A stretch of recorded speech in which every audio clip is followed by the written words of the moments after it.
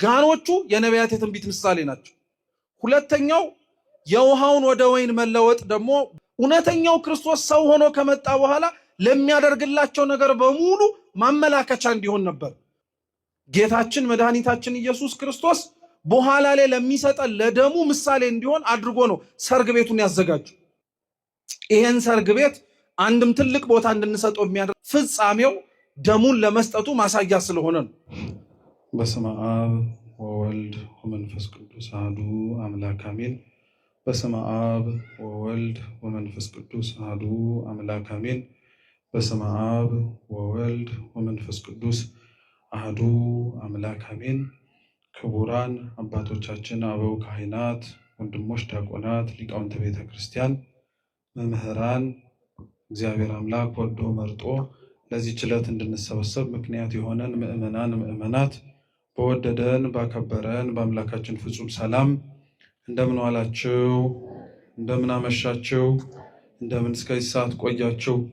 አሜን። በቸርነቱ በምሕረቱ በእድሜያችን ላይ ይህችን ሰዓት ጨምሮ በፊቱ ያሳየነውን የእምነት ማነስ የምግባር ጉድለት አይቶ ይቅር እያለን ያቆየን የአባቶቻችን አምላክ ልዑል እግዚአብሔር ስሙ የተመሰገነ ይሁን።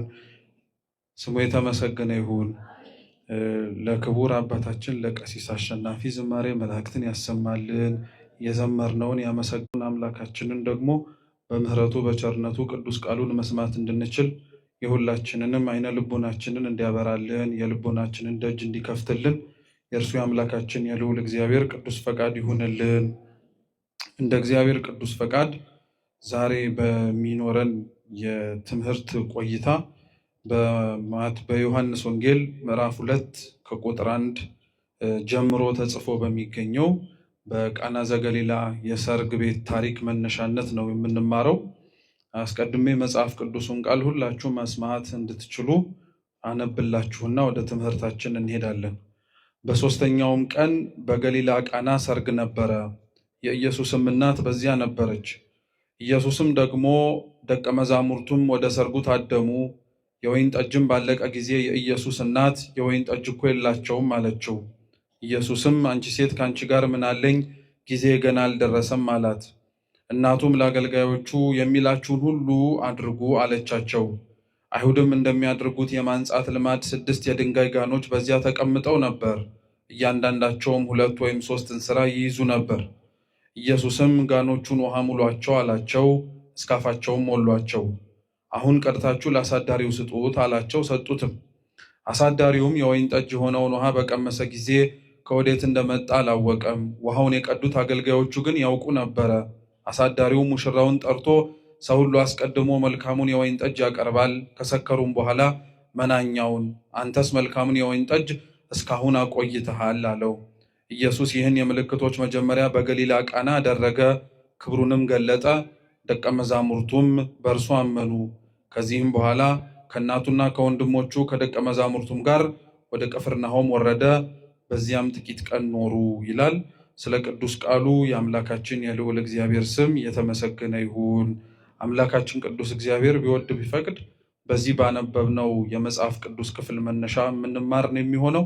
ለትምህርታችን ግን መነሻ ርዕስ እንዲሆነን መልካሙን የወይን ጠጅ በሚለው ኃይለ ቃል መነሻነት እንማራለን ማለት ነው። አምላካችን በጉባኤያችን መሃል ተገኝቶ እንዲያስተምረን የእርሱ ቅዱስ ፈቃድ ይሁንልን። እስኪ መልካሙ በሉ የወይን ጠጅ። እስኪ ድገሙት፣ መልካሙ የወይን ጠጅ። ሶስተኛ በሉት፣ መልካሙ የወይን ጠጅ። በቤተ ክርስቲያናችን አስተምህሮ መሰረት አሁን ያለንበት ዘመን እንደምታውቁት ዘመነ አስተርዮ ይባላል። ዘመነ አስተርዮ ከጥር 11 ጀምሮ እስከ ጥር 30 ለ20 ቀናት ቢያንስ፣ አለበለዚያ ደግሞ ሊቃውንተ ቤተ ክርስቲያን እንደሚያስተምሩት ከጥር 11 እስከ መጋቢት 3 ለ53 ቀናት ይውላል ወይንም ደግሞ ይከበራል። ብዙ ጊዜ ላይ ግን ዘመነ አስተርዮ ሲባል ለእኛም ደግሞ ቅርብ በሆነ ነገር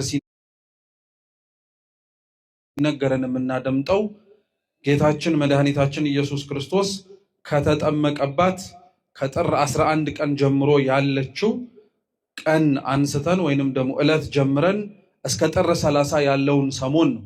የኛ ቤተ ክርስቲያናችን ሊቃውንት ግን እንዳልኳችሁ ይሄ አጭሩ የሆነው የሰሙነ ወይም የዘመነ አስተርእዮ የመገለጥ ትምህርት የምናስተምርበት ነው እንጂ ብቸኛው አይደለም። ረጅሙ የሚባለው ከጥር 11 ጀምሮ እስከ መጋቢት 3 ያለው ወቅት ነው። ይሄ ደግሞ 53 ቀናት ናቸው። እነዚህን 53 ቀናት የቤተ ክርስቲያናችን ሊቃውንት በኋላ ላይ ከጌታችን ዕርገት ወይንም ደግሞ ከጌታችን ከኢየሱስ ክርስቶስ ከሙታን መካከል ከተነሳ በኋላ ያለውን ዘመን እስከ ዘመነ ጰራቅሊጦስ ያለውን ወቅት በዓለ 50 ብለን የምናከብረውም እንዲሁ ተመሳሳይ 53 ቀናት ናቸው ውስጡ ያሉት። ስለዚህ በዛ ወቅት ላይ ቤተክርስቲያን ስለ መንፈስ ቅዱስ መውረድ ብቻ ሳይሆን የምታስተምረው መንፈስ ቅዱስ እሱ ራሱን የሚገልጥባቸውን መንገዶች ትናገራለች። ማለትም መንፈስ ቅዱስ የሚገለጥባቸው መንገዶች በፍቅር፣ በቸርነት፣ በርህራሄ፣ በደግነት እግዚአብሔር ከእርሱ ጋር መኖሩን ሊያሳይ የሚችለው አንድ ሰው አብሮት እንዳለ በመናገር ብቻ ሳይሆን በስራው ጭምር በመመስከርም። በዚሁ ተመሳሳይ በሆነ መንገድ በዘመነ አስተርእዮም ቤተክርስቲያን ተመሳሳይ ትምህርት ታስተምራለች። ማለትም ከጥር 11 ጀምሮ ባለው እግዚአብሔር ራሱን ለፍጥረታቱ በገለጠበት መንገድ ፍጥረታትስ ራሳቸውን ወደ እግዚአብሔር እንዴት ይገልጣሉ ብላ እንድንጠይቅ ነው። ወቅቱንም ራሱ ዘመነ አስተርእዮ ብላ ወደኛ የምታመጥ የመጀመሪያው መገለጥ በእነዚህ ወቅታት ውስጥ ባሉት ሰሞናት ላይ ቤተክርስቲያን በዋነኝነትም የምታስተምረው የአምላክን ሰው መሆን ነው። እስኪ አምላክ ሰው መሆን በሉ። የዘመነ አስተርእዮ የመጀመሪያው በዓላቶቻችን መንደርደሪያ ራሱ አድርገን የምናስተምርባቸው ትምህርቶቻችን በዋነኝነት የሚያጠነጥኑት የአምላክ ሰው መሆን ላይ ነው። ተስፋ ነቢያት እንደተፈጸመ የአባቶቻችን ሱባኤ ሲቆጥሩና እግዚአብሔር አምላክ ወርዶ ተወልዶ ያድነናል ያሉት ተስፋቸውን እግዚአብሔር እውን እንዳደረገላቸው ቤተክርስቲያን በዛ ሰሞን ታስተምራለች። ፍጻሜውንም ራሱ ማለትም ደግሞ የእነሱን ጾምና ጸሎት የምናበቃው የጌታን መወለድ በማብሰር ክርስቶስ ከኛ እንዳንዱ ሆነ፣ በግርግም ተወለደ፣ በሰማይ ያሉ ቅዱሳን መላእክት ወደ ምድር ወርደው በምድር ያሉ ጠቢባን የተባሉ 3ቱ ነገስታት ወይም ደግሞ 70 ሰገል መተው ሰግደውለት እረኞች ካለበት ግርግምም ጭምር አብረው ተገኝተው አመስግነውት አምላካችን መድኃኒታችን ኢየሱስ ክርስቶስ በምድር ላይ የሰውን ስጋ ተዋህዶ ተገለጠ ብላ ቤተክርስቲያን ዘመነ አስተርእዮን ከጥር 11 በፊት ታውጀዋለች፣ ትናገራለች። በክርስቶስ መወለድ ከክርስቶስ መወለድ በኋላ ያሉትን ወቅታትም ተመሳሳይ የሆኑ ነገሮችን የምናገኝ ከጌታ መወለድ ጋር ተያይዞ ቤተክርስቲያን አሁንም ስለ አምላክ ሰው በመሆን ሂደት ውስጥ ራሱን እንዴት እንደገለጠ አስቀድሞ በነቢያት ድምፁን እንሰማው የነበረው አስቀድሞ በነበሩት በአባቶች በአንድም ይሁን በሌላ መንገድ ሲገለጥ የነበረው እግዚአብሔር ዛሬ ግን ከኛ ጋር አብሮ ሊመላለስ፣ ከኛ ጋር አብሮ ሊጠጣ፣ ከኛ ጋር አብሮ ሊበላ ከኃጢአት በቀር ፍጹም ሰው ሆኖ ከኛ ጋር አምላካችን ሊመላለስ ታየ፣ ተገለጠ ብላ ቤተክርስቲያን ታስተምራለች። ይሄ ከትላንትናው መገለጥ አንጻር የተለየ መገለጥ ስለሆነ ቤተክርስቲያን በደንብ ከፍ አድርጋ ታስተምረዋለች። ምክንያቱም የክርስቶስ ልደት እንደ ማንኛውም ትላንትና ላይ ተወለዱ እንደምንላቸው አይነት ልደታት አይደለም። አባታችን አባ ጊዮርጊስ ዘጋስጫ የክርስቶስን ልደት ሁሉም ምዕመናን ወይንም ደግሞ ክርስቲያኖች ራሱ ሊሰጡት የሚገባውን ክብር መረዳት እንዲኖራቸው 4 ልደታት አሉ ብሎ ያስተምራል። ስንት ልደት? 4 ልደታት አሉ። የመጀመሪያው ልደት ይላል አባ ጊዮርጊስ የአዳም ከምድር መገኘት ነው ይላል። የአዳም ከምድር መገኘት የመጀመሪያው የሰው ልጅ ፍጥረት ማለት ነው። ከምድር አፈር እግዚአብሔር አምላክ ሲያበጀው ሲያዘጋጀው በዛ አይነት መንገድ ለመፈጠር አዳም ብቸኛ ነው። ከሱ በኋላ ከምድር አፈር የተበጀ ሰው አናውቅ። ሰው ብዙ ተባዙ በሚለው የእግዚአብሔር ቃል ኪዳን መሰረትነት ወንድ ከሴት በሩካቤ ስጋ እየተገናኘ በእግዚአብሔር ፈቃድ ጸንሶ ይወልዳል እንጂ የአዳምን ልደት አባ ጊዮርጊስ የመጀመሪያው ልደት ነው ይሏል። ከህቱም ከሆነ ከዛ በፊትም ጭምር ምንም አይነት ሰው አስገኝት አማታቀው መሬት አዳምን በማስገኘት የመጀመሪያ ልደት ናቸው ነው ይላል። ሁለተኛው ልደት ደግሞ የሚለው የሔዋንን ከአዳም ጎን መገኘት ነው። እስኪ ሔዋን በሉ፣ ከአዳም ጎን መገኘት። ይሄም ልደት ያልተደገመ ልደት ነው። ከሔዋን ውጪ ሴት ልጅ ከአዳም ጎን ወይም ደግሞ ከወንድ ልጅ ጎን ስትፈጠር ወይም ስትገኝ ከሔዋን በኋላ አላየንም። ልክ ወንድ እና ሴት ተገናኝቶ በሩካቤ ስጋ እንደሚወልዱት ሁሉ ሴት ልጅም የምትወለደው ከአዳም በኋላ ከጎኑ ከሚገኝ አጥንት ተወስዳ ሳይሆን በሩካቤ ስጋ ብዙ ተባዙ በሚለው የእግዚአብሔር ቃል ኪዳን መሰረትነት ነው። ስለዚህ እንደ አዳም ያለ ልደት ማንም የተወለደ የለም። እንደ ሔዋን ያለም ልደት ማንም የተወለደ የለም ይላል አባ ጊዮርጊስ። ሶስተኛው ልደትን ደግሞ አባ ጊዮርጊስ ሲናገር ምን ይላል? እሱ ደግሞ የአዳምና የሔዋን ልጆች ናቸው ይላል። እስኪ አዳምና ሔዋን በሉ ልጆች። የአዳምና ሔዋን ልጆች የምንላቸው አቤል ቃይልን ለማለት ነው። እነሱም በነገራችን ላይ እንደነዛ አይነት ልደት ለመወለድ የመጨረሻዎቹ አይሆኑ እንጂ የመጀመሪያዎቹ ናቸው። አዳም ሔዋን ልጆቻቸውን መውለድ የጀመሩትና የወለዱት እንደምታውቁት ከገነት ከወጡ በኋላ ነው። ከገነት ከወጡ በኋላ ለመውለድ አዳምና ሔዋን ስንተኛ ናቸው? መልሱ እንጂ አንደኛ ናቸው ወይስ መጨረሻ ናቸው? መጀመሪያ ናቸው። የተወለዱትስ ልጆች ለምድር ሰው እንደሚወልድ ማሳያ የመጀመሪያ ምስክሮች ናቸው አይደሉም? ናቸው። አሁንም በነገራችን ላይ ወንድ ከሴት ተገናኝቶ ሴትም ጭምር ደግሞ ስትወልድ ማየት ብዙ ሰው ስለሚወልድ ለምዶብን ነው እንጂ እኮ አዲስ ክስተት ነው።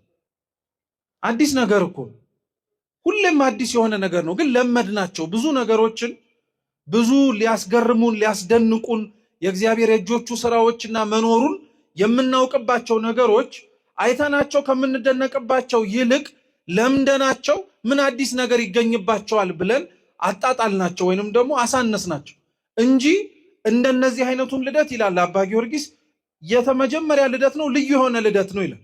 የክርስቶስ ልደት ግን ከነዚህ ሶስቱ ይለያል። አራተኛው ልደት ማለት ነው። እንደ አዳም ከመሬት አልተገኘም፣ እንደ ሔዋን ከአጥንት አልተገኘም፣ እንደ አዳምና እንደ ሔዋን ልጆች በዘር በሩካቤ አልተገኘም። የተወለደው በህዱም ድንግልና ነው። የወለደችው እናቱ በወለደችበት ቅጽበት እናቱ ተብላ እንደምትጠራ በመውለዷ ደግሞ ያልተፋቀና ሊጠፋ የማይችል ደግሞ ድንግልና አላት።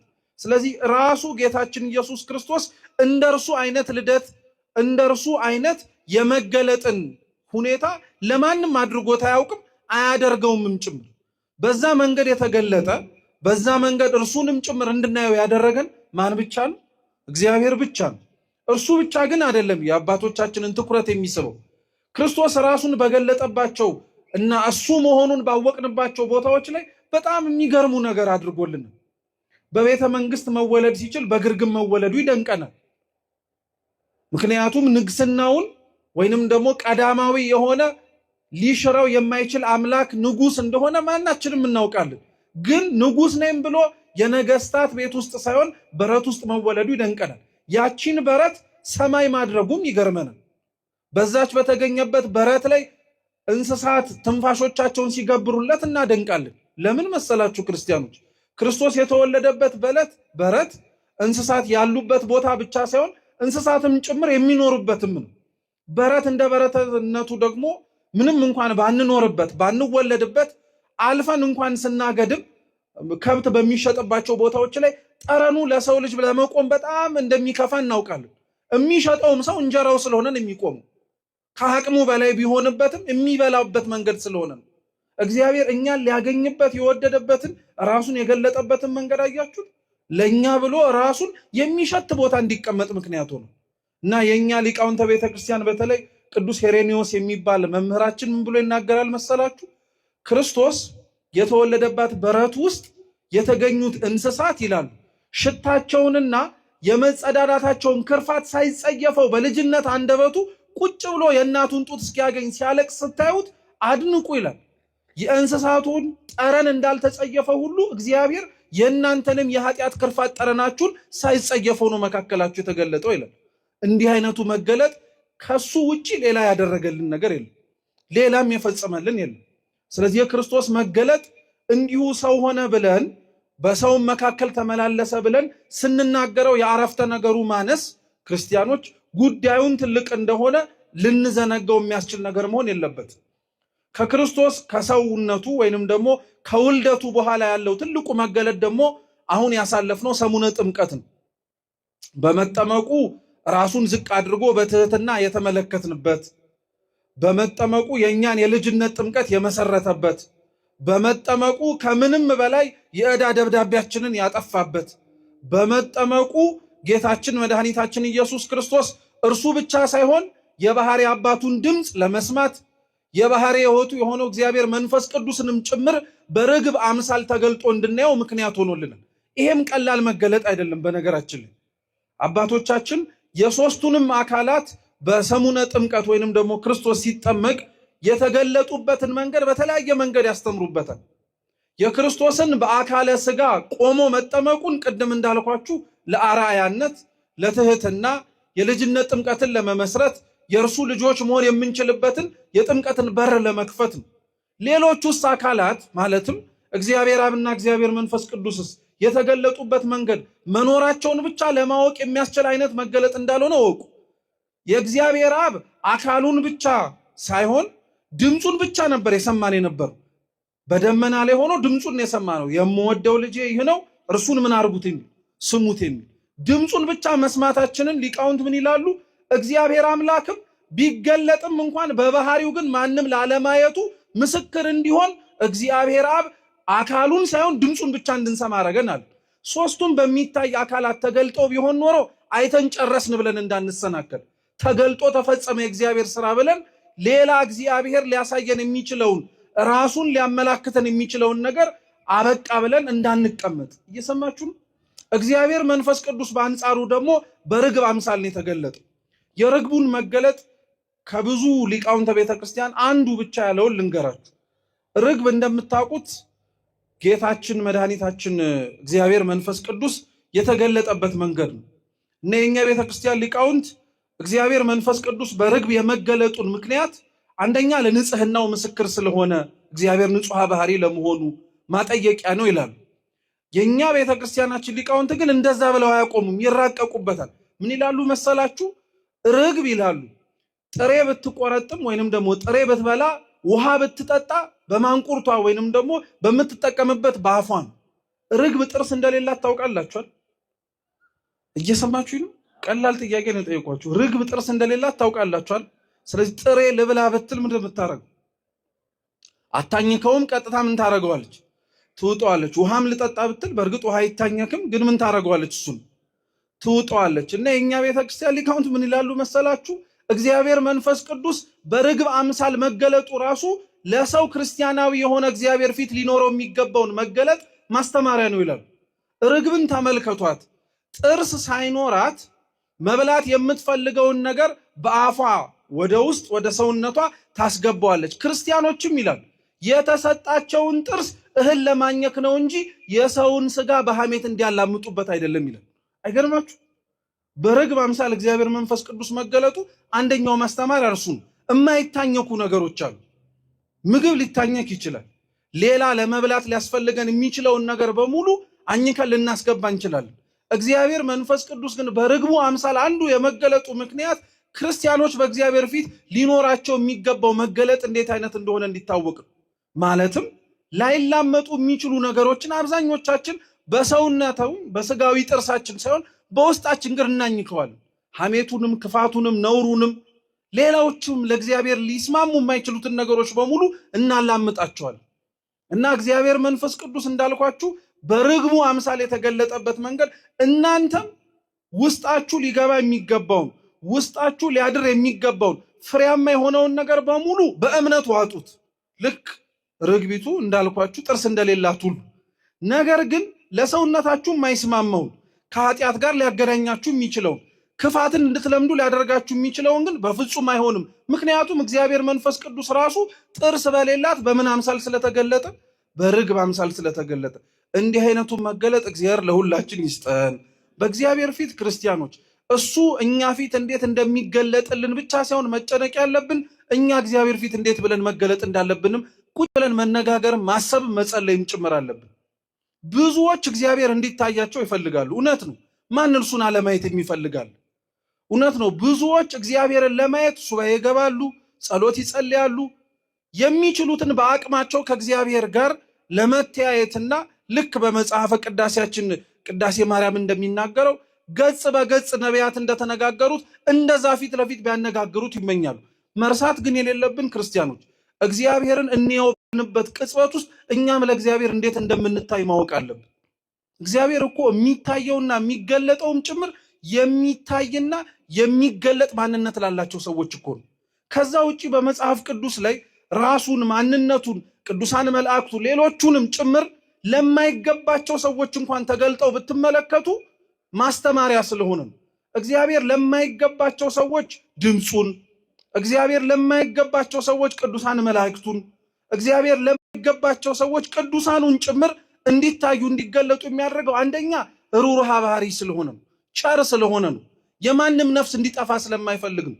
በዚህ መገለጥና በዚህ መታየት ውስጥ እንዲመለሱ እንዲስተካከሉ ወደ መንገድ እንዲገቡ የፈለጋቸው ነፍሳት ስላሉ ነው። ሁለተኛው እግዚአብሔር መሐሪ ብቻ ስለሆነ ሳይሆን እውነተኛ ፈራጅም ጭምር እንደሆነ እንድናውቅ ለሚያምኑት ሰዎች አድልቶ እየታየ ድምፁን እያሰማ ከዛም በላይ እያደረገ ለማያምኑት ሰዎች ግን ለመኖሩ እንኳን ጥርጣሬ እስኪሰማቸው ድረስ ቸል ቢላቸውና ዝም ቢላቸው እውነትም እግዚአብሔር የት ታይቶንና የትስ ተመልክተነው በምን መልኩ መኖሩንስ አውቀነው ነው እንድናምነው የምንገደደው ብለው መንገድ እንዳይሳሳቱ ብሎ እግዚአብሔር በአንድም ይሁን በሌላ ምክንያት ጽድቅ ባይኖራቸው እንኳን ስለ ነፍሳቸው ስለሚራራ እውነተኛ ፈራጅ ስለሆነ ሊገለጥ ይችላል። እየሰማችሁ ነው። ለኛ እግዚአብሔር ግን እንዴት እንደሚገለጥልን ግን ጠንቅቀን ማወቅ አለብን። አምነን በቤተ መቅደሱ ለተሰበሰብን ሕጉንም ሰምተን እናደርገዋለን ብለን አብረን ለመኖር ለፈለግን ሰዎች እውነቴን ነው የምላችሁ ጸሎታችን በሙሉ እግዚአብሔርን ታየን ብቻ መሆን የለበትም። እግዚአብሔር ፊት እንድንታይም መጸለይ አለብን። እግዚአብሔር ያያቸው ሰዎች የተመለከታቸው ሰዎች ቅዱሳት መጻሕፍት ላይ እኮ በበረከት የተጎበኙ ናቸው፣ በበረከት የታደሉ ናቸው። ከምንም በላይ ከእግዚአብሔር ከምትቀበሉት በረከት በላይ እርሱን ራሱ ድምፁንና ቃሉን መስማት ከእርሱ ጋር ፊት ለፊት ቆሞ ራሱ መታየት የሚበልጥ በረከት አለ እንዴ ክርስቲያኖች? የለም እኮ። እውነት ለመናገር ከእግዚአብሔር ጸልየን ስለምንቀበለው በረከት በጣም ብዙ አትጨነቁ። ከእግዚአብሔር ፊት ቆማችሁ ለመናገር መብቃት ራሱ እሱ ራሱ በረከት ስለሆነ እሱ ራሱ መታደል ስለሆነ እሱ ራሱ እኛ አላወቅንበትም እንጂ የተሸፈነ ከእግዚአብሔር ጋር የምናገኘው ትልቅ በረከት ነው። ብዙዎች በጸሎቶቻቸውም ራሱ በነገራችን ላይ የእግዚአብሔርን ድምፅ መስማት በሚፈልጉበት ብዙዎች በጸሎታቸው ላይ ከእግዚአብሔር ጋር መነጋገር በሚናፍቁበት ልክ በጸሎታቸው ሰዓት ከእግዚአብሔር ፊት መቆማቸው ራሱ እኮ በረከት መሆኑን ይረሳሉ። ምክንያቱም እሱ ፊት ማንም የሚቆም እኮ የለም ክርስቲያኖች። ንጽህና ኖሮት ቅድስና ኖሮት እንኳን ያሉ ቅዱሳን መላእክት እንኳን እኮ ካላቸው 6 ክንፍ 2ቱን ክንፋቸውን እግራቸውን እኮ ነው የሚሸፍኑበት። ከአንተ ፊት ማን ሊቆም ይችላል ብሎ እና እኛ ኃጢአተኞቹ የምንሸፍንበት ክንፍ እንኳን ባይኖረን በፍጹም በትህትና ራሳችን ዝቅ እንኳን እኮ አድርገን ከአንተ ፊት ለመቆም መፈቀዱ ራሱ እኮ የማይገባን ነውና ተመስገን ማለት እኮ አለብን። ለምንሰማው የእግዚአብሔር ቃል ለምናዳምጠውም ጭምር የእርሱ መለኮታዊ የሆነ ጥሪ ክርስቲያኖች የምንፈልገውን ከማግኘታችንና ስጠን ብለን ከመለመናችን አስቀድመን ብንችል እናመስግነው እግዚአብሔር። የተገባን ስላልሆንን ቃሉን በምንሰማበት ጆሮአችን ብዙ ነገር አድምጠናል። እርሱን ለማየት በምናፍቀው አይናችን ብዙ ነገር እኮ ተመልክተናል። እርሱን መዓዛውን ለማሽተት በሚናፍቀው አፍንጫችን ብዙ ሊሸተቱ የማይገባቸው ክፋቶችን አሽተተንበታል። እርሱን ለማነጋገር በምንናፍቀው አንደበታችን ክፋትን ተናግረንበታል። እርሱን ለመዳሰስ በምንናፍቀው እጆቻችን ሰርቀንበታል። ወደ እርሱ ለመቆም በምንራመድበት እግራችን ከእርሱም እኮ ሸሽተናል። ታዲያ ይህንን ሁሉ ነገራችንን እያየ ለእኛ ለመገለጥም ለእኛ ለመታየትም ከእኛ ጋር አብሮ ለመኖርም ለፈቀደ ለእግዚአብሔር ከምስጋና ውጭ ሌላ ምን ልናደርግለት እንችላለን? ማመስገን ነው እንጂ ያለብን። እኛም በአንጻሩ ደግሞ እንዲህ አድርጎ ከነ ችግራችን ለታየልን አምላክ ደግሞ እኛም ከነ ችግራችን ከመገለጥም ባለፈ ራሳችንንም ማስተካክለን መገኘት ያስፈልግልን። ምክንያቱም እግዚአብሔርን ማየቱ ትልቅ የሆነ የሰው ልጆች ተስፋ፣ ትልቅ የሆነ የሰው ልጆችም የመጨረሻችን ምኞት ነው። የምንጾመው፣ የምንጸልየው፣ የምንሰግደው፣ የምንመጸውተው ቤተ መቅደስ ውስጥ የአምላክን ቅዱስ ሥጋና ክቡር ደም ንስሐ ተቀብለን ቀኖናችንን ፈጽመን የምናኝከው የምናስገባው ወደ ውስጣችንም ጭምር እንዲዋሃደን የምናደርገው ለምንድን ነው? በፍጻሜው ከእርሱ ጋር ለመኖር አይደለም? በፍጻሜው ሥጋውን የበላነውን ደሙን የጠጣነውን አምላካችንን በላይ በሰማያት ለመመልከት አይደል እንዴ? ታዲያ ልታዩት የምትናፍቁትን እግዚአብሔር ለማየት እንደሚናፍቅ ሰው መኖር ነው እንጂ ያለብን። ከሩቅ እንኳን እኮ የሚመጣ የሰነበተ እንግዳ እንኳን እኮ ለመምጣቱ ናፍቆታለን። ተገኝቶ እስከምናየው ድረስ እንጓጓለን። እግዚአብሔርን ልናየው በምንጓጓበት ልክ ለእርሱም ለመታየት መጓጓት አለብን። ለእርሱ ራሳችንን አሳምረን ነፍሳችንን ማጽድተን ለመታየት ደግሞ እግዚአብሔር በቸርነቱ ይርዳን። ጥምቀት እሱ ነው ልላችሁ ፈልጌ ነው። እርሱም መገለጥ ነው፣ በአንጻሩ በእግዚአብሔር ፊት ለመታየት። ከዛ በኋላ ከጥምቀት በኋላ ያለው ሰሞን ማለትም ደግሞ ከጥር 12 እስከ ዛሬቱ ቀን ከዛም በኋላ ባሉት በሰሞናት ዘመነ መርዓዊ የሚባል ዘመን ያላት ቤተክርስቲያን። እስኪ ዘመነ መርዓዊ በሉ። የሙሽርነት ዘመን ማለት ነው። ከልደት በፊት ያሉት 3ቱ ቀናት ይላሉ ሊቃውንተ ቤተክርስቲያንና አሁን ጥምቀትን አክብረን ከቃና ዘገሊላ ጀምሮ ያሉት ሰሞናት ዘመነ መርዓዊ እየተባለ ይጠራል። ቅዱስ ያሬድ ነው ይህንን ስነ ስርዓት የሰራው። 2 ጊዜ ነው ዘመነ መርዓዊ የምንለው። አንደኛውን ከልደት በፊት፣ ሁለተኛውን ደግሞ ከጥምቀት በኋላ በሉ እንጂ። አንደኛው ከምን በፊት? ከልደት በፊት ስንት ቀን? 3 ቀን በሉ መልሱ እንጂ 3 ቀን። ሁለተኛው ሰሞን ከቃና ዘገሊላ በኋላ ያለው ዘመን። ሁለቱም ዘመናት ተመሳሳይ ስም ያላቸው ዘመነ መርዓዊ ነው። ቅዱስ ያሬድ ይህን ያደረገበት ምክንያት አለ። አንደኛው ከልደት በፊት ያለው 3ቱ ቀናት ዘመነ መርዓዊ የሚባሉት ማለት ነው ለሙሽራው ለጌታችን ለኢየሱስ ክርስቶስ ለሚደረገው ቅድመ ዝግጅት ነው። ልክ ማንኛውም ሙሽራ ከማግባቱ በፊት ያሉትን ሰሞናት ራሱን የሚያደርገው የሙሽርነት ቅድመ ዝግጅት አለ አይደለ?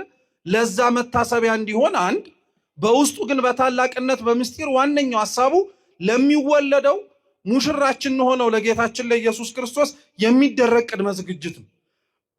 ሁለተኛው ግን አሁን ያለንበት ዘመነ መርዓዊ የሚባለው አንደኛ በሀገራችንም ስርዓት ብዙ የሰርግ ወቅቶች አሉት። በየትኛው ሰሞን? አሁን ባለንበት በዚህ ወቅትና የአብይ ጾምን ፈስከን ባለንባቸው የበዓለ 50 ወቅታቶች አይደሉ? ስለዚህ ይሄኛው ዘመነ መርዓዊ የሚባለው አንደኛው ለዛ ነው። የሙሽርነት ባለትዳሮች የሚጋቡበት ወደ አንድነት የሚመጡበት ወቅት ስለሆነ ነው። አያችሁ ቤተክርስቲያን ለጋብቻ ራሱ የወሰነችው ወቅት አለ ማለት ነው። ሰው ቅዱስ ጋብቻን እንዲመሰርት የምታዝበት ወይንም ደግሞ ቢሆን ብላ ያዘጋጀችለት ወቅት አለ። ልክ የምንጾምበት፣ የምንፈስክበት፣ የምንጸልይበት ሌሎችም ወቅታቶች እንዳሉን ማለት ነው። ሁለተኛው ግን ተጋቢዎች የሚጋቡበት ዘመን እንደሆነ ለማጠየቅ ብቻ ሳይሆን ሙሽራው ጌታችን ኢየሱስ ክርስቶስን ከተቀበልነው በኋላ ያለንም ዘመን ዘመነ መርዓዊ ነው፣ ሙሽራውን የምናስተናግድበት። ዛሬ ራሱ በሥርዓተ ቅዳሴያችን ላይ የሚነበበው የዮሐንስ ወንጌል ምዕራፍ 3 ከቁጥር 22 ጀምሮ ያለ የወንጌል ቃል ቅዱስ ዮሐንስ መጥምቅ ስለ ጌታችን ስለ ኢየሱስ ክርስቶስ ሙሽርነት የመሰከረበት፣ እሱ ራሱን እንደ ሚዜ ጌታችን ኢየሱስ ክርስቶስን ሙሽራ ነው ብሎ በሚያደርገው ነገር በሙሉ ሚዜው በሙሽራው ደስ እንደሚሰኝበት የተናገረበት ወቅት ነው። ስለዚህ በዚህ ወቅታት ቤተክርስቲያን የምታስተምራቸው ትምህርቶች በአንደኝነት ደረጃ ስለ ሰርግ ነው። እስኪ ስለ ሰርግ በሉ። አንደኛው እሱ ነው፣ ስጋዊ የሆነውን ሰርግ ማለት ነው። ወንድ ሴት የሚጋቡበትን ትምህርት ታስተምራለች በዚህ ወቅት። ሁለተኛው ቤተክርስቲያን በዚህ ወቅት የምታስተምረው ደግሞ አማናዊውን የሆነውን ሰርግ ነው። እርሱም የአምላክ ሰው መሆን ወይንም ደግሞ የመለኮትና የስጋን ተዋህዶ ነው። ሶስተኛው ቤተክርስቲያን በዚህ ወቅት የምታስተምርበት የሰርግ ትምህርት ደግሞ እውነተኛው ሰርግ ተብሎ የሚጠራው ደግሞ ሶስተኛው የአምላክ ቅዱስ ስጋና ክቡር ደምን የምንቀበልበት የሥርዓተ ቅዳሴው ሂደት። እሱን ወደፊት በደንብ ስለምትማሩት አልነካው። ሁለቱን ግን እውነተኛው ሰርግ ተብሎ የሚጠራው የአምላክና የመለኮትና የስጋን ተዋህዶ፣ ሁለተኛው ደግሞ እንዳልኳችሁ ስጋዊ የሆነው ማለትም ደግሞ ወንድና ሴት ሊጋቡበት የተገባውን ሰርግ ነው ለዛሬ የምንማረው። የቃና ዘገሊላ ሰርግን መነሻችን ያደረግነው። ቃና ዘገሊላ ገሊላ ውስጥ የምትገኝ ቦታ ናት። በነገራችን ላይ ቃና ራሷን ችላ የምትታወቅም ስፍራ ናት። እስካሁን ድረስ አለች። ካፍር ቃና እየተባለች ነው የምትጠራው። ቦታው ላይ ምንም እንኳን ጌታችን ኢየሱስ ክርስቶስ ተአምሩን የፈጸመው ከብዙ ዘመናት በፊት ቢሆንም አሁንም ድረስ ብዙ ጎብኚዎች እየሄዱ በረከትን የሚቀበሉበት፣ ከእግዚአብሔር ረድኤትን የሚካፈሉበት፣ በተለይ ደግሞ ባለትዳሮች ወይንም ደግሞ ወደፊት ጋብቻቸውን ለመመስረትም ጭምር ራሳቸውን የሚያዘጋጁ ሰዎች መሳለም ከሚፈልጓቸውና ከሚሳለምባቸው ቦታዎች መካከል አንዱ በገሊላ ውስጥ የምትገኝ ቃና ተብላ የምትጠራዋ ቦታ ነው። የቃና ዘገሊላ ሰርግ እውነት ለመናገር እስካሁን ድረስ የሚዘመርለት ሰርግ ነው። የትኛውም ተጋቢ ሲጋቡ አይታችሁ ከሆነ የሚዘመረው ራሱ ምን የሚለው መዝሙር ነው? ቃና ዘገሊላ ነው። እና ሰርግ ቤቱ እውነትም በጣም ትልቅ ቦታ ስላለው ጌታችን መድኃኒታችን ኢየሱስ ክርስቶስ የመጀመሪያውን ተአምር ያደረገበት ቦታ የቃና ዘገሊላ ነው። ክርስቶስ ከዛ በፊት ባሉት ወቅታት ማለትም ደግሞ ከመጽሐፍ ቅዱሳችን ከወንጌል ውጭ ያሉ ከጌታችን ከኢየሱስ ክርስቶስ ልደትና መሰደድ ጀምሮ የሚያወሩ ቅዱሳት መጽሐፍቶቻችን ክርስቶስ ተአምርን ለመስራት የቃና ዘገሊላው ወቅት ወይንም ደግሞ የሰርግ ቤት የመጀመሪያው እንዳልሆነ ምስክሮች ናቸው። እየሰማችሁ ነው? ምስክሮች ናቸው። ምክንያቱም እንደ ቤተክርስቲያናችን መጽሐፍት እንደ ተአምረ ኢየሱስ፣ ተአምረ ማርያም ያሉት መጽሐፍትን ስናነብ ክርስቶስ ከልጅነቱ ጀምሮ ምን ሲያደርግ ነበር? ተአምር ሲሰራ ነበር። ብዙ ድንቃ ድንቅ ነገሮችን ሲያደርግ ነበር። የቃና ዘገሊላን ተአምር ግን ቅዱሳት መጽሐፍታችን ሲገልጡት የመጀመሪያው ተአምር ብለው ነው የሚናገሩት። አንደኛው የመጀመሪያው ተአምር የተባለው ክርስቶስ አገልግሎቱን የጀመረው በቃና ዘገሊላ ተአምር ስለሆነ ነው። ልክ ከተጠመቀ በኋላ እንደምታውቁት 40 ቀን 40 ሌሊት ሳይውል ሳያድር ከተጠመቀበት ዕለት አንስቶ ወደ ጾም ነው ሄደው ወደ ገዳመ ቆሮንቶስ። ከወረደ በኋላ ደቀ መዛሙርቱን የመረጠው ደቀ መዛሙርቱን መርጦ ነው ክርስቶስ አምላካችን ወደ ቃና ዘገሊላ ሄደው። አብረውት የተከተሉትም ደቀ መዛሙርት መጀመሪያ ላይ የጠራቸው አብረውትም ጭምር የነበሩት ናቸው። 12ቱ ደቀ መዛሙርት ማለት ነው። አንዳንድ መምህራነ ቤተክርስቲያን 5 ናቸው ይላሉ፣ ከታሪኩ አንጻር ሲነበብ ማለት ነው። መጀመሪያ ክርስቶስ አብረውት እንዲከተሉት ምክንያት የሆኑት ደቀ መዛሙርት የዮሐንስ መጥምቅ ደቀ መዛሙርት ናቸው። ዮሐንስ መጥምቅ ክርስቶስን ካጠመቀው በኋላ የተጠመቀው ጌታችን ኢየሱስ ክርስቶስ ሲያልፍ ተመለከተና ምን አለ? እነሆ የእግዚአብሔር በግ አለ። እስኪ እነሆ በሉ፣ የእግዚአብሔር በግ። እንዲህ ሲል የሰሙት የሱ ተማሪ የሆኑ ደቀ መዛሙርት በተለይ ደግሞ ቅዱስ ዮሐንስ ወልደ ነጎድጓድ ሲያደምጡትና ሲሰሙት ጌታችን ኢየሱስ ክርስቶስን ተከተሉት፣ አብረውት ሄዱ። መምህር ሆይ ወዴት ነው ማደሪያ? ወዴት ነው የምትሄደው? የትስ ነው የምታድረው? ብለው ጠየቁት። ኑና ዩ አላቸው። እስከ ምሽት ድረስ አብረውት ቆዩ ነው የሚሉ፣ እስከ ምሽት ድረስ። ከዛ በኋላ ተመልሰው ሄዱ።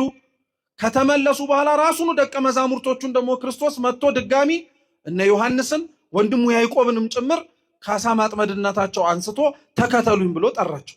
ተከተሉት። ከነሱ በኋላ እንደተከተሉት የሚነገረው ጴጥሮስና እንድርያስ ናቸው፣ ወንድማማቾች። ከነሱ በኋላ ደግሞ ወዲያውኑ የክርስቶስን ድምፅ ሰምተው የተጠራሩት ደግሞ ፊልጶስና ናትናኤል ናቸው። ስለዚህ አንዳንዶች ለዛ ነው የተወሰኑት ነው እንጂ ብዙሃኑ በቃና ዘገሊላ ሰርግ ቤት አልተገኙም ይላሉ። ነገር ግን መጽሐፍ ቅዱሳችን ሲናገር በሶስተኛው ቀን በገሊላ ቃና ሰርግ ቤት ሆነ ሲል የተጠሩትን ሲጠራ የኢየሱስም እናት በዚያ ነበረች ይላል። ጌታም ከደቀ መዛሙርቱ ጋር በሰርጉ ታደመን የሚል ጌታ ከምኑ ጋር? ከደቀ መዛሙርቱ ጋር። ስለዚህ ነበሩ ደቀ መዛሙርቱ ለማለት ነው። የመጀመሪያው ተአምር ግን የሚያሰኘው እንዳልኳችሁ ለምንድን ነው? የኛ መተርጉማን የዮሐንስ ወንጌል ምዕራፍ 2ን ሲተረጉሙ የመጀመሪያ ተአምር የሚለውን ታላቅ ተአምር ብለው ነው የተረጉሙ። ምን ተአምር? ታላቅ ተአምር። እውነት ለመናገር ክርስቶስ የውሃውን ወደ ወይን ጠጅ ከመለወጡ ባሻገር በምድር ላይ የሰራቸው ታላላቅ ተአምራት አሉ የሉ? አሉ እኮ። መጽሐፍ ቅዱስ ላይ ብታዩ ይሄ ምንድን ነው የሚያስብሉ ማለት ነው። ሽባ የሆኑ ሰዎች ሲተረትር እኮ አይተናል። ሽባ የሆኑ ሰዎች ሲተረትር አይተናል። ጎባጣ ሲያቀና ተመልክተናል። ርኩሳት መናፍስት የያዛቸውንም ሰዎችም ጭምር ሲያላቅቃቸው ተመልክተናል። ነፃ ሲያወጣቸው፣ የሚጥል በሽታ ይዟቸው ሲንገላቱ የነበሩ ብዙ ሰዎችን ከልጅነታቸው ጀምሮ ደንቆሮ ዲዳ የነበሩ ሰዎችን ሲፈውስ አይተናል። ይሄ እንኳን አይግረማችሁሽ። ምንም አይነት የአይን ምልክት የሌለበትን ሰው እኮ ዓለም ከመፈጠሩ ጀምሮ እንዲህ ያደረገ አልሰማንም እስኪባል ድረስ ክርስቶስ እኮ በምራቁ ትፍ ብሎ ጭቃ አብኩቶ በሰሊሆም መጠመቂያ ሂድና ታጠብ ብሎት አይኑን አብሮቶለታል። እነዚህን ሁሉ ስትመለከቱ እና ምኑ ነው ውሃውን ወደ ወይን ጠጅ መለወጡ በጣም ትልቅ ተአምር የሚያስብለው ብለን እንጠይቅ ያደርገናል። ጉዳዩ ክርስቲያኖች ውሃውን ወደ ወይን ጠጅ የመለወጥ ጉዳይ ብቻ ስላልሆነ ነው። ክርስቶስ በዛ ሰርግ ቤት ውስጥ ታዳሚ ሆኖ ተገኝቶ በሰርግ ቤት ውስጥ የፈጸመውና ያደረገው ተአምር ውሃን ወደ ወይን ጠጅ መለወጥ ብቻ አይደለም። አንደኛ የነቢያት የትንቢታቸው ፍጻሜ እርሱ እንደሆነ አሳይቷቸዋል። በምስጢር ሲነበብ እንደሰማችሁት ከሆነ ሰርገኞቹ ደግሰው ወይኑንም ጭምር አዘጋጅተው ይቆይልን ያሉት ለተወሰኑ ቀናት ነበር። እንደ ድሮ ከሆነ ሰርግ 7 ቀን 8 ቀን ከዛም በላይ ሊሰነብት ይችላል። ስለዚህ እነሱ እንዳሰቡት የማንጻት ስርዓቱን ምክንያት አድርገው 7 ድንጋይ የሆኑ ወይንም ደግሞ በጣም ከፍተኛ የሆኑ ድንጋዮችን ወይንም ደግሞ ወይን የሚቀመጥባቸውን ዕቃ ጋኖች አዘጋጅተው ነበር። አሁንም ሲነበብ እንደሰማችሁት እያንዳንዱ ጋን ይላል። እየሰማችሁ ነው? እያንዳንዱ ጋን ወይ 2 ወይ 3 እንስራ ይዛል ይላል። እያንዳንዱ ጋን ወይ 2 ወይ 3 እንስራ ይዛል ይላል። ጥሩ። አሁን ልብ ብላችሁ ስሙ። 6 ጋኖች ናቸው ያሉት። ስንት ጋኖች? በሉ መልሱ እንጂ። 6 ጋን ያለው እያንዳንዱ ስንት ይዛል? ወይ ሁለት ወይ ስንት? እሺ ጥሩ። 6 ጋን ያለው እያንዳንዱ ወይ ሁለት ወይ ሶስት ይይዛል። 6 ጋን ኖሮት እያንዳንዱ ሁለት እያንዳንዱ ሶስት ሲይዝ ይላሉ የኛ የቤተክርስቲያናችን ሊቃውንት ማለት ነው። በእያንዳንዱ በጋን ውስጥ የሚማሩት ትምህርት አለ ይላል። አንደኛው 6 ጋኖች መኖራቸው፣ ከዛ እያንዳንዱ ጋን ውስጥ ደግሞ የሚጨመሩት ራሳቸውን የቻሉ ወይንም ደግሞ ይችላቸዋል ተብሎ የተነገሩት ደግሞ ማሰሮዎች አሉ እና ቤተክርስቲያናችን ሊቃውንት ቁጥሮቹን እየደመሩ አንዱን ለ12ቱ ነቢያት ምሳሌ ነው ይሉበታል። ለስንቱ ነቢያት? ለ12ቱ ነቢያት። ክርስቶስ የዛ የወይን ጠጅ እስኪያልቅ ድረስ ተአምሩን እንዳልፈጸመ ሁሉ የነቢያት የስብከታቸው ዘመን እስኪያበቃ ነቢያትም ጭምር ክርስቶስ ሰው ይሆናል ብለው ተናግረው የሚተነብዩበት ዘመን እስኪጫልቅ ድረስ ሰው አልሆነምና ወይኑም ከማድጋው እስኪንጠፈጠፍ ድረስ ጌታችን ኢየሱስ ክርስቶስ ውሃ ሙሉበት ብሎ አላዘዘም። ጋኖቹ የነቢያት የትንቢት ምሳሌ ናቸው። ጋኖቹ የነቢያት የትንቢት ምሳሌ ናቸው። ጌታችን ኢየሱስ ክርስቶስ ይህንን ተአምር ሲያደርግ ታዲያ ጉዳዩን በጣም ትልቅ እንዲሆን ያደረገው በሰርግ ቤቱ ተገኝቼ ውሃውን ወይን ሳደርገው ተአምር የመፈጸም ጉዳይ ብቻ ሳይሆን የማንም የነቢያት ተስፋ ማብቃቱን ለማጠየቅ ነው። የነቢያት የተስፋ ትንቢታቸው ማብቃቱን እርሱ የሚጠብቁት አምላካቸውም ጭምር ለመገለጡ ማሳያ ነው። አንደኛው እርሱ ነው። ሁለተኛው የውሃውን ወደ ወይን መለወጥ ደግሞ ቤተክርስቲያናችን በሁለቱም ታስተምረዋለች። አንደኛ በውሃ ሁለተኛ በወይን። እስኪ ውሃ በሉ እንጂ ወይን በሉ። ጥሩ። ከውሃና ከወይን መድኃኒት የትኛው ነው? ውሃ መድኃኒት ነው አይደለም? ሲጀመር ቆይ ነው ውሃ መድኃኒት ነው።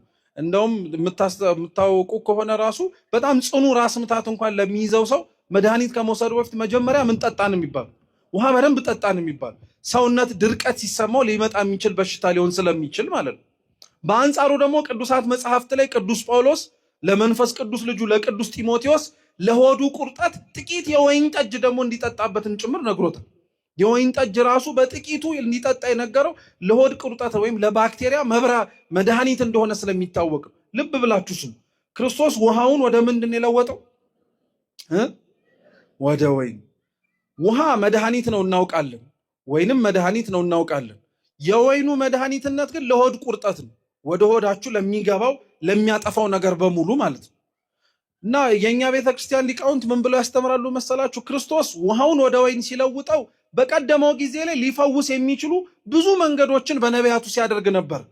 ማለትም ደግሞ ከእውነተኛው አምላክ ሰው ሆኖ ከሰጠን ከስጋውና ከደሙ በፊት የሚደረጉ ሰው ተስፋ እንዳይቆርጥ የሚደረጉ ፈውሶች ነበሩ።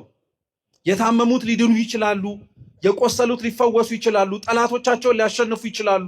ነገር ግን ያ ሁሉ ተስፋ ነበር። እውነተኛው ክርስቶስ ሰው ሆኖ ከመጣ በኋላ ለሚያደርግላቸው ነገር በሙሉ ማመላከቻ እንዲሆን ነበር። ውሃው እሱ ነው ይላሉ።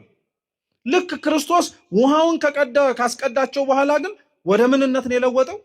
ወደ ወይንነት ሊለው። እስካሁን ስትፈወሱ የነበረው ፈውስ፣ እስካሁን ስትድኑ የነበረበት ድህነት፣ እስካሁን ስትጎበኙ የነበረው መጎብኘት የበለጠ አዲስ የሆነ መጎብኘት ሰጣችሁ። ለሆድ ቁርጠት ጢሞቴዎስ ጠጣው የተባለውን ወይን ያይደለ የማያሰክረውን እውነተኛውን ደም ሰጧችኋል። አያችሁ፣ ከውሃው ከኦሪቱ የሚበልጥ ወይን የሐዲስ ኪዳኑ ፈውስን ሰጠን ማለት ነው። ሰርግ ቤት ውስጥ ያለውን የመጀመሪያውን ተአምር አባቶቻችን ታላቅ ተአምር ነው የሚሉት ለዚህ ነው። ይሄንንም ነው ቤተክርስቲያን በቃና ዘገሊላ ሰርግ ላይ ብዙ ሰዎችም ጭምር ትኩረት የሚሰጡት ሰርግ ቤቱን ነው። እውነት ነው፣ ሰርግ ቤቱ በጣም ትኩረት ይሰጠዋል። በሰርግ ቤት ውስጥ የተፈጸመው ተአምር ግን እስካሁን ድረስ የሚዘመርለት፣ እስካሁን ድረስ ከፍ ያለ ቦታ ቤተክርስቲያን ውስጥ ተሰጥቶ ከክርስቶስ በዓላት ውስጥ ከንዑሳን ውስጥ እንኳን ተጨምሮ የሚከበርበት ዋነኛው ምክንያት እዛ ውስጥ የተደረገችው ድርጊት ያለቀ የወይን ጠጅን የመቀየር ጉዳይ ብቻ ወይም የመሙላት ጉዳይ ብቻ አይደለም። ጌታችን መድኃኒታችን ኢየሱስ ክርስቶስ በኋላ ላይ ለሚሰጠን ለደሙ ምሳሌ እንዲሆን አድርጎ ነው ሰርግ ቤቱን ያዘጋጀው። ለዛ ነው በነገራችን ላይ አስተውላችሁ ሰምታችሁ ከሆነ ስርዓተ ቅዳሴ ከመግባታችን በፊት ካህናተ ቤተክርስቲያን በስርዓተ ቅዳሴው ቀኖና መሰረት እንዲያነቧቸው ከታዘዙ ምንባባቶች መካከል ገጽ 6 ላይ የሚነበብ ምንባብ አለ። በሰርግ ቤት ተገኝቶ የራሱን ስጋና ደም ሰጥቶ ቡልሉኝ ጠጡልኝ ያለ ሙሽራ ከእርሱ ከክርስቶስ ውጭ የት ታውቃላችሁ ያለ ይነገራል። እውነት ነው። ሰርግ ቤት ገብተን ሙሽራው ሜንጦ ላይ ተንጠልጥሎ አይተነው አናውቅም። ብሉኝ ብሎ ደሙንም ቀርቶ ጠጡት ብሎ አናውቅም በፍጹም። ሰርግ ቤት በተባለች በቤተ ክርስቲያን ውስጥ ግን ሙሽራ የተባለው ክርስቶስ ግን ያን ያደረገው። ያቺ ሰርግ ቤትም ዋጋ የምንሰጣት ለዛ ነው። ዘመነ መርዓዊም የምንለው ለዛ ነው። እውነተኛ ሙሽርነት በነገራችን ላይ ክርስቲያኖች፣ እውነተኛ በእግዚአብሔር ፊት የተመሰገነ ሙሽርነት እንዲሁ ከምናደርገው ወይንም ደግሞ ወንዶችና ሴቶች የሚያደርጉትን ጋብቻ ብቻ ሳይሆን ለነፍስ የሚደረግ መታጨት ወይንም ደግሞ ለክርስቶስ የሚደረግ ተገዥነትም ጭምር ነው። ሙሽራ የሚለውንም ቃል ለዛ ነው ቤተክርስቲያናችን ስተረጉመው አንደኛ ሙሽራ ብላ የምትጠራው ክርስቶስን፣ ሁለተኛ ሙሽራ ብላ የምትጠራው ተጋቢዎችን፣ ሶስተኛ ሙሽራ ብላ የምትጠራው ደናግላንን። እስኪ ደናግላንን በሉ። ደናግላን ሙሽሮች ይባላሉ። ሙሽርነታቸው የራሳቸውን ነፍስ አጭተው ለክርስቶስ ስለሰጡ ሙሽራቸው እርሱ ነው፣ የሚያዛቸው እርሱ ነው፣ ሁሉንም ሁኑ የሚላቸውን እርሱ ነው። ልክ ቅዱስ ጳውሎስ የኤፌሶን መልእክቱ ምዕራፍ 5 ላይ ሚስቶች ሆይ ለባሎቻችሁ ምን አድርጉ ብሎ ተናግሮ ታዘዙ ብሎ ተናግሮ፣ እንደዚህ ሁሉ ያላገቡ ደናግላን ራሳቸውን በድንግልና አስገዝተው በምንኩስና በንጽህና በቅድስና ንጽ ጠብቄ እኖራለሁ ካሉ የታጩት ለእግዚአብሔር ነው። እርሱ እንዳዛዣቸው የሚያዛቸውን ነገር በሙሉ ይታዘዙለታል። ለእርሱ ሙሽራ ናቸውና ማለት ነው። ለዛ ነው እውነተኛው ሙሽርነት የነፍስ ለእግዚአብሔር መታጨት ነው የምንለው። ለዛ ነው ተጋቢዎችም በነገራችን ላይ ሊጋቡ ሲመጡ ቤተ መቅደስ ውስጥ ቆመው ቃል ሲገቡ ከእግዚአብሔር ፊት ቆመው አልከዳትም አልከዳሽም ተባብለው ቃለ መሐላ ሲፈጽሙ እውነተኛውን ሰርጋቸውን ሰርግ የሚያደርገው የማን ስጋና ደም ሲቀበሉ? የክርስቶስን ስጋና ደም እኮ ሲቀበሉ ነፍሳቸውን ለእግዚአብሔር አጭተው ሲሰጡ ማለት ነው። ነፍሴ አንተ ናት ከዚህ በኋላ ብለው አጭተው የሰጡት እግዚአብሔር ሁለቱን ከሁለትነት ወደ አንድነት ያመጣቸው። ይሄንን ሙሽርነት እንድናስታውሰው ነው ወቅቱ ራሱ ዘመነ መርዓዊ የተባለው። የሚጋባበት ይጋባበታል፣ ደስታ ያደርግበታል። የማይጋባበትና ብቻውን የሆነ ሰው ግን እውነትም ሙሽርነቱን ከክርስቶስ ጋር ለመኖር ይለማመድበታል። ይሄን ሰርግ ቤት አንድም ትልቅ ቦታ እንድንሰጠው የሚያደርገን እንዳልኳችሁ የክርስቶስ ተአምር ይሄ ወይኑን ውሃውን ወደ ወይን ጠጅ መለወጡ ማለት ነው። ፍጻሜው ደሙን ለመስጠቱ ማሳያ ስለሆነ ነው። ሁለተኛው እንዳልኳችሁ ይሄ ሰርግ ቤት የሰዎችን የሰርግ ቤትም ጭምር ማጠየቂያ ነው። ሰዎች ቅዱሳት መጽሐፍትም እንደሚያዘው ከሆነ ያላቸው የህይወት ምርጫ ሁለት ነው፣ ምንኩስናና ጋብቻ ነው። ምን ያህሎቻችን ለምንኩስና እንደምንዘጋጅ አይታወቅም። ምን ያህሎቻችን ለሰርግ ግን እንደምንዘጋጅ ይታወቃል። ምክንያቱም አኗኗራችን፣ አስተሳሰባችን ወይም ማህበረሰባችንም ጭምር በጣም የሚገፋው በጣም ወደዛ ህይወትም ተስቦ እንዲገባ የሚያደርገው ከምንኩስና ይልቅ ምንን ጋብቻ ነው። የሚጠላ ነገር ሆኖ አይደለም። በነገራችን ግን በአሰብ ያለብን ነገር ቢኖር ሁላችንም ለተመሳሳይ ጥሪ አልተጠራንም። ሁላችንም ተመሳሳይ መንገድ እንድንሄድ አልተዘጋጀንም። አንዳንዶቻችን እውነት ነው ቅዱስ በሆነው ጋብቻ ለመኖር እንጠራ ይሆናል። ሌሎቻችን ግን ለምንኩስናም ልንጠራ ይሆናል። ይሄንን ህሊናችን በነገራችን ላይ አምኖትም ጭምር እግዚአብሔርን የወደድከውን መንገድ ምራኝም ስንል ማወቅ አለብን። በእውነቴን የምነግራችሁ ምክንያቱም በጣም ብዙ ሰው የምንኩስና ህይወትን፣ የምንኩስና ትምህርትን፣ የምንኩስና ከእግዚአብሔር ጋር የመኖርን ህይወት እየናፈቀና እየተመኘ ነገር ግን ሊኖረው የማይችልና ሊያገኘው የማይችል እየተመኘው ስለሚሸሽ ነው። ይሄ ልክ አይደለም። የእግዚአብሔርን ጥሪ እኛም ልንጠራበት የተገባንበትን ህይወትን ለይተን ማወቅ ሁላችንም ያስፈልገን። ለዛ ነው ንጽህና ላላቸው ልባቸውም እውነት የእግዚአብሔርን ጥሪ ለመስማት ራሳቸውን ዝግጁ ያደረጉ ሰዎች እግዚአብሔር በየት መንገድ ሊሰማሩ እንደሚገባቸው አስቀድሞውኑ ይነግራቸዋል። የልቡናቸውን መሻት ብቻ ሳይሆን እርሱ ራሱ ደግሞ በምን መንገድ ቢሰማሩ እንደሚፈልጋቸውን ጭምር ያሳስባቸዋል። ከዛ ውጭ ግን የልብ ንጽህና ለሌለን ክፋትን ለተላመድን ሰዎች ግን ቅዱሳት መጽሐፍት ምስክሮች ናቸው። እንዳልኳችሁ እነሱ ናቸው ወይ ሰው ያገባል ወይ ሰው ይመነኩሳል ብለው የሚነግሩ። የቃና ዘገሊላ ሰርግ ቤት እንዳልኳችሁ አንደኛው ማሳያው የሰርግ ቤት ወይንም ደግሞ የተጋቢዎችን ታሪክ። አንደኛ ተጋቢዎች በሰርጋቸው ሊኖራቸው የሚገባውን ቦታ ያስተምረናል። የዮሐንስ ወንጌል ምዕራፍ 2 ከቁጥር 1 ጀምሮ ያነበብነው ምንባብ። የመጀመሪያው የሰርግ ቤት ተጠሪ መሆን ያለበት ማን ነው?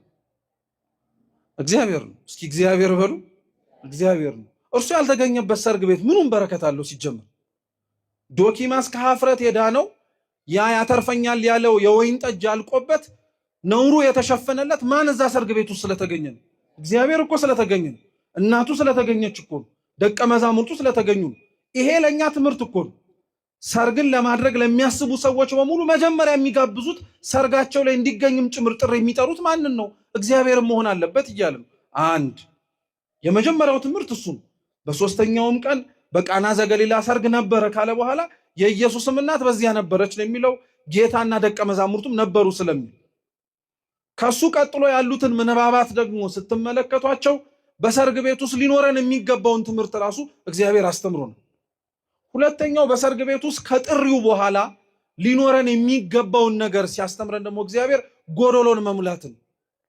እውነት ነው ክርስቶስ የተገኘው እናቱም ተጠርታ የተገኘችው ደቀ መዛሙርቱም በዛ ቦታ ላይ የተገኙት እንደ ታዳሚዎችን የሰርጋቸው የደስታ ተካፋይ እንዲሆኑ ነው እንጂ የጎደላቸውን እንዲያዩ የጎደላቸውን እንዲሞሉ ይሄ ነገር ሊያስጨንቃቸው ይችላሉ ብለው የሆነ ነገር እንዲያደርጉ አይደለም። ነገር ግን እግዚአብሔር ባይጠይቁትም እንደሚያስፈልጋቸው አውቆ እመቤታችን ባያሳስቧትም እንደሚያሳስባቸው ግን ተረድታ ያንን ነገር አድርጋለች። ይሄም ትምህርት ነው። በነገራችን ላይ ጎዶሎን ማየት ጎዶሎን መሙላት የሚያስፈልግን ነገር ማድረግ ትምህርት ነው። ሶስተኛውም ተመሳሳይ ነው። ይሄንን ተአምር ከተፈጸመ በኋላ ይህም ነገር ከተደረገ በኋላ ጌታችን መድኃኒታችን ኢየሱስ ክርስቶስ ደቀ መዛሙርቱም ይህን ተአምር ካደረገ በኋላ ራሳቸው ደቀ መዛሙርቱ በእርሱ አመኑ ይላል። ደቀ መዛሙርቱ አመኑ ተብሎ የተነገረው ሳያምኑት ተከትለውት አይደለም። ነገር ግን ልብ ብላችሁ ስሙ፣ ክርስቶስን ይከተሉት የነበረው በትምህርቱ ነው እንጂ ተአምሩን ፈልገው እንዳልሆነ ማጠንከሪያ እንዲሆን። እየሰማችሁ ነው? እስኪ ክርስቶስን በሉ። ለትምህርቱ እንጂ ለተአምራቱ አልተከተሉትም። ለዛ ነው በነገራችን ላይ ክርስቶስን ለትምህርቱ ነው እንጂ ለተአምራቱ ስላልተከተሉት ተአምራትን ማድረግ ባላደረገበት ወይም በማይፈጽምባቸው ወቅታቶች ላይ ሐዋርያት ከስሩ ሲጠፉ አናይ። ተአምር ሲያደርግም አሉ ሳያደርግምም ጭምራሉ። የመጡት ምኑን ብለው ስለሆነ ትምህርቱን ብለው ስለሆነ ክርስቶስን ለምን ብላችሁ ነው የምትከተሉት ተብለን ራሱ ወይም ተጋቢዎች ሰርጋችሁን የምትፈጽሙት ለምንድን ነው ብለው እንዲጠየቁ ራሱ የትምህርት ያስተምራቸዋል። የምትጋቡት በቤተ ክርስቲያን ክርስቲያን ሆናችሁ ነው? ክርስቲያን ከሆናችሁስ በኋላ እውነት የሚያስፈልጋችሁን ነገር አሟልታችሁ ነው? ከዛስ በኋላ የምትገቡበትን ህይወት አውቃችሁት ነው? ይሄን ክርስቲያኖች እንደዋዛ ልናደርገው አይገባም። የሚቆርቡ ምዕመናን ለሚቆርቡት ቅዱስ ስጋና ክቡር ደም የሚያደርጉትን የትምህርትና የቅድመ ዝግጅቶች በሙሉ ተጋቢዎችም ሊያደርጉት ያስፈልጋል። ምክንያቱም እግዚአብሔር በእነሱ ህይወት ሊገለጥ ምክንያት እየሆነ ነው። ቅዱስ ጳውሎስ የተጋቢዎችን ክርስቲያን ሆነው በቅዱስ ስጋውና በክቡር ደሙ የምዕመናንን ቤት የሮሜ መልእክቱ ምዕራፍ 12 ላይ ሲናገር በቤታችሁ ያለችው ቤተክርስቲያን እያለ የሚጠራት። የአብዛኞቻችን ቤት እኮ ጋብዘን ያልጠራ ነው እግዚአብሔር ስላልተገኘበት እኮ እኛ ክርስቲያን እንባል ይሆናል እንጂ ቤታችን ቤተክርስቲያን አይደለም። እናውቀዋለን ጠንቅቀን። ኃጢአት የምንሰራበት፣ ክፋትን የምንሸምቅበት፣ ሰው አላየኝም ብለን ሌላ ክፋት የምንጎነጉንበት ስፍራ ቤታችን ነው። ግን የክርስቲያኖች ቤት በቅዱስ ስጋው በክቡር ደሙ የከበረ ሆኖ የተመሰረተ ጋብቻ ከሆነ ቤቱ ቤተክርስቲያንነት ደረጃ እስኪደርስ ድረስ ንጽህና እንዲኖረው ያስፈልገው። ይሄን ትምህርት ከቃና ዘገሊላ አግኝተናል፣ አይተነዋልም ጭምር። ሌሎቹን ጉዳዮችን ነው ክርስቲያኖች ከዛ በኋላ ስለእመቤታችንም ምልጃ ስላቀረበችውም ጥያቄ እግዚአብሔርም ስለሰማት ብዙ ጊዜ እነዚህን ጉዳዮች ስለተማርናቸው ያቀረበችው ጥያቄ የላቸውም ያስፈልጋቸዋል ወይን እኮ አጥተዋል የላቸውም የሚለው ጥያቄን ክርስቶስ የመለሰላትን መልስ ብዙ መምህራን ለስንት ዓመታት ተምረ ነው። መቼም አንቺ ሴት ከአንቺ ጋር ምን አለኝ የሚለውን ጥያቄ አሁን ላይ ድረስ አማኝ እየሰማ የሚደናገጥበት አይሆንም ብዙ ስለተመለሰ። ግን የቃና ዘገሊላ ሰርግ ውስጥ ያሉ አሁንም ልናውቃቸው የሚገቡ ግን ጉዳዮች አሉ። አንዱ አሁን ያነሳውላችሁ የክርስቶስ ያንን ተአምር መፈጸም የደቀ መዛሙርቱን እምነት እንዲጨምርላቸው ምክንያት ሆኗቸዋል። ደቀ መዛሙርቱ አያምኑም ነበር እያልን አይደለም እንዳልኳችሁ።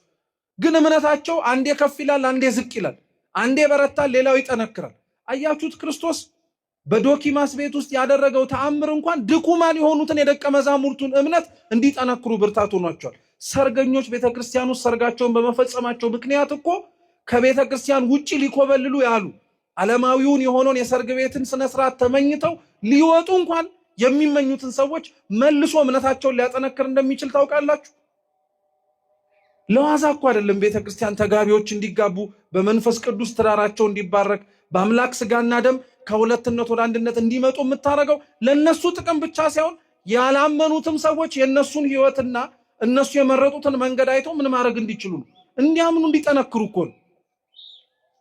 እንዲያምኑ እንዲጠነክሩ ክርስቶስ ለዛ ነው በዛ ቤት ውስጥ ይሄንን ህይወት ሊያሰጣቸው የሚችለውን ተአምር ካደረገ በኋላ አሳላፊዎቹ እያነሱ እንደሰማችሁት ማስጠት ጀመሩ እና አሳዳሪዎቹ እየሰጡ እያሳለፉ ሳለ በሰርግ ቤቱ ድምተኛ ሆነው ከተገኙት ሰዎች መካከል የወይን ጠጁን ቀምሶት አደነቀው። ያደነቀው የወይን ጠጁ ወይን ጠጅ ስለሆነ ብቻ አይደለም። የወይን ጠጁ ጣዕም ከዛ በፊት ቀርቦላቸው ከነበረው የተለየ ስለሆነ ነው። የክርስቶስ ደም ጣዕም እንዲህ ነው። ክርስቶስ ራሱን የገለጠበት ሁኔታ እንዲህ ነው። ትላንትና ካየነው በላይ የሚያስደንቅ ስለሆነ ትላንትና ከተመለከትነው በላይ በጣም አድርገን በትኩረት እንድናየው የሚያደርግ ነው። እውነት ክርስቲያኖች ከኛ መካከል ማን በክርስቶስ መገለጥ እንዲህ ተማርኮ ራሱን ያደነቃል? እውነቴን እኮ ነው የምላችሁ። ማድነቅ አለብን፣ መገረም አለብን፣ መመሰጥ አለብን። ከዚህ በላይ የሚያስመስጥ የሚያስደንቅ አንክሮ የሚገባው ነገር ምን ነገር አለ? እውነቴን እኮ ነው የምላችሁ። አንድ ሊቅ እንዲያውም ሲናገር እንዳለ መሰላችሁ የክርስቶስ የውሃውን ወይን ጠጅ አድርጎ መለወጡ እኮ በጣም ትልቅ ተአምር እንዳይመስላችሁ ለእርሱ ይላል። እንደ ክርስቶስ እኮ በተአምራት የተከበበ አምላክ እኮ ነው። እናቱ ተአምር ናት፣ ድንግል ሆናን የወለደችው እሱ ተአምር ነው። ፍጹም ሰው ሲሆን ፍጹም አምላክ ነው። መራመዱ ተአምር ነው። በሰማይ ያለ አምላክ ሆኖ በመሬት እየተገለጠ ነው። የሚራመድበት መሬት እሱን መሸከሟ ተአምር እኮ ነው። ሰማይ ዙፋኑ ምድርም የእግሩ መረገጫ የሆነ አምላክ እንደሆነ ስለምናውቅ፣ ስለዚህ ይሄንን ያን ያክል በጣም አትብሰልሰሉበት፣ በጣም አትጨነቁበት። ከዚህ የበለጠ ተአምር ሊያደርግ ይችላል አለ። እውነትም አደረገው ክርስቶስ። ትላንትና የጠጡት ከነበረው እዛ ሰርግ ቤት ውስጥ ይጎነጩት ከነበረው የወይን ጠጅ ሌላ የወይን ጠጅ አመጣላቸው። አደነቁ። ጥኢሞ አንከረ እያሉ ሊቃውንት እኮ የሚዘምሩት ለዛ እኮ ነው። ጣዕሙን ቀመሰ፣ አደነቀው። ሰው የምናውቀው የሰከረው ጠጥቶም ጭምር የጠገበ ሰው ምንም ቢሰጡት ምንም ላያውቅ ይችላል። የሰከረ ሰው እንኳን አያችሁት ክርስቶስ የወይን ጠጅ ያደረገውን ያንን መጠጥ ሲቀምስ ግን ከስካሩ ራሱ ይነቃል። ከኃጢአት ስካራችን የሚያነጻን የሚያነቃን እንድንበረታና እንድንቆም የሚያደርገን ከሱ ደም ውጭ የማን ደም ነው? ያው ሊቅ መልሶ ምን ይላል መሰላችሁ? ለእናንተ አትደነቁ ይላል። አሁንም ለእናንተ በቃና ዘገሊላ ሰርግ ውሃውን ወይን ሲያረግ አይደለም ያያችሁት፣ ለእናንተ እኮ በደሙ አጥቧቸዋል ይላል። ከዚህ በላይስ ምን ተአምር አለ? እኛን እኮ የወይን ጠጅ ጠጡ ብሎ ውሃውን ተአምር አድርጎ አላሳየንም እኮ። ከዛ የበለጠ አረገልን። እኛን ራሳችንን ወይን በተባለ ደሙ አጠበን። ጠጣው፣ ቀመሰው፣ አደነቀ። መልካም የሆነውን ጠጅ ለምን አዘገየው አለ። ክርስቶስ ራሱን ያዘገየበት እኮ ምክንያት አለ። በነገራችን 5500 ዘመን በሙሉ ሰው ሲያለቅስ ሲያነባ መውረድ መወለዱን ሲማጸን ለምን የዘገየ ይመስላችኋል?